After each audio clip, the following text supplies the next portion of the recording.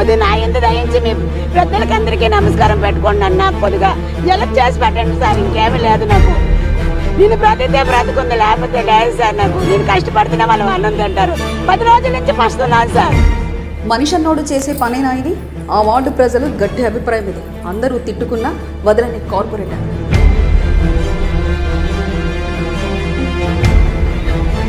చచ్చిపోతాను సార్. ఏదో తాగి చచ్చిపోమంటే చచ్చిపోతాను సార్. ఏందో సార్ మమ్మల్ని ఇలా బాధపడుతున్నారు వాళ్ళు. అది చాలా ఇబ్బంది పెడుతున్నారు సార్ మమ్మల్ని ఇలాగా. ప్రతి నెల బ్రతికినవ్వట్లేదు సార్. ఒక్కరోజు ఇది ఉంటేనే మాకు ఏదో కష్టపడితేనే అవుతుంది సార్. లేకపోతే అవ్వదు సార్. భోజనానికి ఇబ్బంది పెరాల్సి వచ్చేసిన కుర్రాడు ఉన్నాడు అక్కడ. ఆ కుర్రాడికి రోజుకి 200 300 అవుతుంది సార్. ఎలా చేయాలో ఏంటో మీలాంటి పెద్దల వాళ్ళు నాకు హెల్ప్ చేసి పెట్టాలి. రాజకీయ నాయకులు నాకు హెల్ప్ చేసి పెట్టాలి సార్. నన్ను చాలా ఇబ్బంది పెడుతున్నారు సార్ వాళ్ళు.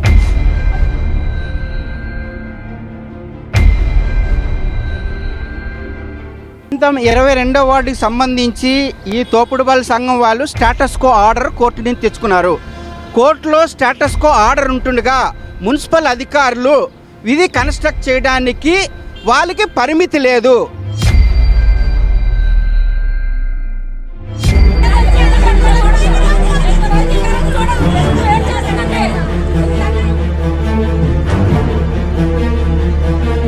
నిండు ప్రాణాలు బలి కోరుతున్న కార్పొరేటర్ అమాయకులను ఇబ్బంది పెట్టి ఉసురు పెట్టి